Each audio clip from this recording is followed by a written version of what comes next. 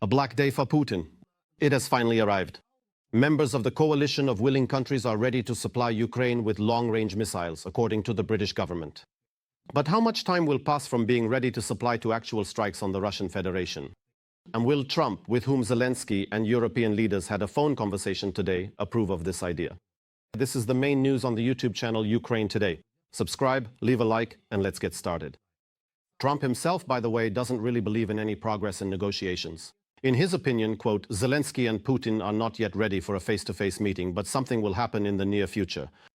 Meanwhile, the bunker dweller continues his old KGB tricks and ostentatiously invites Zelensky to Moscow. And quite seriously, by the way, he discusses with Xi Jinping how to live to 150 years old using organ transplants. They could experiment, by the way, on Ramzan Kadyrov, who is actively preparing for the grave and for a prison sentence. The SBU has announced charges in absentia against Kadyrov. He ordered Ukrainian prisoners to be used as human shields. Don responded to the SBU in verse. You can see all the details in the following report. A meeting between Putin and Zelensky in Moscow. Well, only in the dreams of the Kremlin dictator. And even while in China, Putin doesn't forget about Ukraine. How sweet. And there he delivers yet another portion of nonsense. By the way, Donald asked me if possible to arrange such a meeting. I said yes, it's possible. After all, if Zelensky is willing, let him come to Moscow and such a meeting will take place. Interesting, so without coming to Moscow, there can't even be any talk of a meeting, right? Overall, I have never ruled out the possibility of such a meeting. Nevertheless, the head of the Ukrainian Foreign Ministry has already responded to Putin's invitation to the Kremlin. Right now, at least 7 countries are ready to host a meeting between the leaders of Ukraine and Russia to put an end to the war. These are Austria, the Vatican, Switzerland, Turkey, and 3 Gulf states. These are serious proposals, and President Zelensky is ready for such a meeting at any moment. However, Putin continues to mess with everyone's heads. He keeps making deliberately unacceptable proposals. Only increased pressure can finally force Russia to take the peace process seriously. Of course, what kind of constructive conversation can we talk about if Putin says he's waiting for an acceptable option to end the conflict? Otherwise, he won't stop. I think there is a certain light at the end of the tunnel. Let's see how the situation develops. If not, then we'll have to resolve all the tasks before us by military means. And of course, Putin can't go without his usual statements. Russia has always been against Ukraine joining NATO. The Kremlin also insists that it is not fighting for territory, but for the rights of people in these territories. And of course, Ukraine needs elections, or rather a referendum. So what exactly do the current authorities truly need to do if they genuinely want to be legitimate and fully participate in the comprehensive settlement process? They need to hold elections, not elections. First and foremost, they need to hold a referendum in accordance with the constitution of Ukraine. Any questions regarding territories can only be resolved through a referendum. Putin is hoping for immortality. Isn't that a bit much? During a conversation in China, Xi told Putin about the chances of extending life to 150 years, something the Kremlin dictator so fervently believes in. Well, yes, modern means of health improvement, medical treatments, even various surgical procedures related to organ replacement, all of these allow humanity to hope that active life will continue not as it does today. The average age varies from country to country, but nevertheless it will change significantly. Life expectancy will increase. Meanwhile, the head of Chechnya is being charged in absentia with a crime by the Security Service of Ukraine. At one of his speeches, Kadyrov ordered that Ukrainian prisoners be used as human shields. But then came a response from Zelensky, the troublemaker, in the form of a poem, where he is both surprised by the accusation and yet does not deny them. So here I am, sitting, eating cookies, reading the news. And suddenly I lost all interest in entertainment. Everything around me started to feel uneasy. Some not-so-prestigious agency from a country that starts with the letter U keeps insisting that a mutt named SBU is offended by me. It's good that Kadyrov is still able to write poetry, but is he still able to govern the Republic? That's the question. His health is clearly failing. For example, in August, he nearly drowned in Turkey. Meanwhile, his son Adam is appearing more and more often on his Telegram channel and is already making certain statements.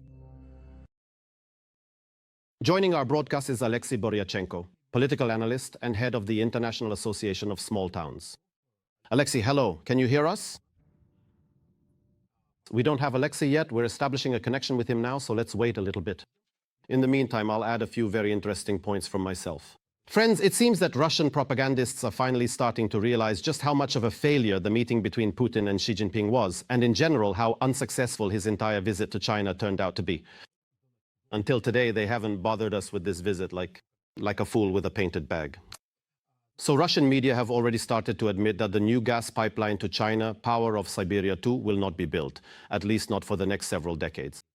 The Chinese only agreed to sign a memorandum, not an actual contract, which has already caused a drop in shares. Gazprom's shares on the Russian stock exchange. How do you like that for a geopolitical success? Of the KGB con artist? Nevertheless, Russians, pay attention to these numbers, have signed an agreement. It's about increasing gas deliveries through the already existing Power of Siberia 1 pipeline.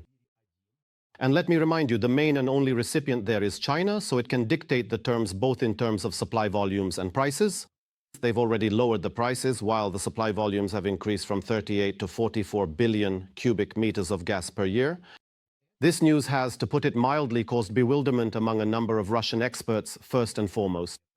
These experts report that the combined production capacity at the two fields supplying Power of Siberia 1 for this pipeline currently amounts to only 42 billion cubic meters per year. So where are they supposed to get the extra two? At the same time, the previous export volume was 38 billion, meaning 38 billion went to China, and the remaining 4 billion supplied energy to the Russian Far East, the Irkutsk region, and Yakutia.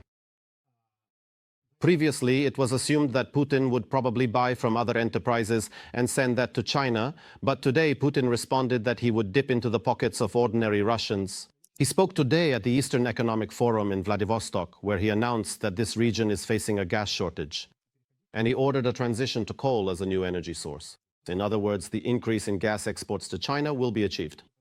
As you can understand, primarily at the expense of disconnecting Russian consumers themselves. Well, as the saying goes, you reap what you sow. But at least they have a spiritual, united people. Let them eat their values. Maybe they can even use them to keep warm. Elysee Palace, let's try to connect with our expert.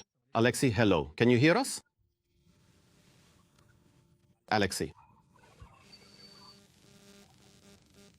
I'm wearing headphones. I checked the sound. The headphones are working, but there's still no sound. Unfortunately, there's no sound. Let's ask our directors to try to restore the connection, and in the meantime, I'll continue. Today in Paris, as we already mentioned briefly in our report, the long-awaited meeting of the Coalition of Willing Countries finally took place. We'd like to discuss with our expert whether he believes that Europe will finally provide us with long-range missiles and when that might happen.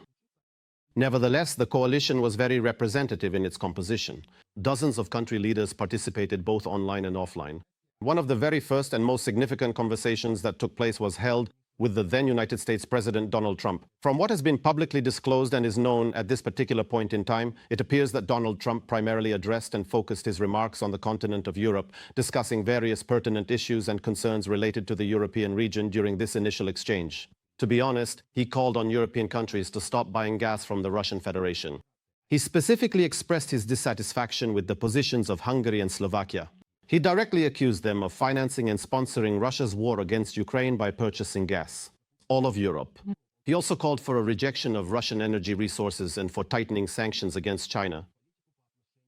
This parade of victory mania that Xi Jinping held in China, which many experts actually called a parade of humiliation, did not go unnoticed by the main viewer, Donald Trump. The main viewer understood everything. And finally, let's hope he will start moving from words to actions. Following the results of this summit, one of the first to speak was the host of the summit, Donald Macron. And from his press conference, we can understand in more detail what agreements were reached and what issues remain unresolved. So, Macron's quotes. Together with the coalition of the willing, we have come a long way, and I can say today that we are ready. Well, that's a bit vague. Today on the table, we have a political and military a proposal that comes from 35 leaders of the participating countries. No restrictions regarding the Ukrainian army. This is a message to Putin, whose proposal included reducing the Ukrainian army as a possible condition for holding peace talks with Ukraine. restoring the Ukrainian army so that it can deter any threat. The countries have formally committed to either sending a contingent of forces to Ukraine or contributing funds to support the coalition on the ground or in the air. This refers to the crucial period after a comprehensive peace agreement. These particular troops will not be permanently stationed on the front line, and their primary purpose will be to diligently prevent renewed aggression from the Russian Federation. Sorry for the pause, I'm translating live. We also had a conversation with Trump, and in the coming weeks it will be determined what contribution the United States will make to the work of this coalition. The contributions from European countries, the Asia-Pacific region and Canada have already been determined. All of this was agreed upon today with Donald Trump. There will also be further contacts between the Americans and the Russians. Separately, Macron stated that in the coming days, the European nations will carefully analyze the American proposals, then there will be a significant conversation between the American side and the Russian Federation, and after that, the crucial next steps will be precisely determined. We ultimately finalized that there should first be a significant bilateral meeting between the esteemed President of Ukraine, Volodymyr Zelensky, and the Russian leader Vladimir Putin. This crucial discussion is anticipated to address pressing matters. Then, a trilateral meeting will take place with the same participants plus Donald Trump. And a four-party meeting is implied, meaning that our European partners will then join the summit. If Russia continues to refuse all of this, the sanctions will be strengthened. That's how Macron, the president of France, summed up today's meeting. Today, Volodymyr Zelensky also spoke to journalists. By the way, he had a bilateral meeting with Witkoff today as part of the coalition of the willing. He noted that Ukraine's EU membership has been included as a separate point in the security guarantees. He also stated that all guarantees are aimed at preventing a repeat of the Budapest Memorandum. All security guarantees. Each country will hold a vote in its own parliament, encouraging news and analysis. We will dedicate our next broadcast to them. Well, with that, I say goodbye to you. Thank you all and see you next time. Every voice matters. Join our community, support independent journalism and help us bring you the truth from Ukraine. Become a member of Ukraine Today. Join us now.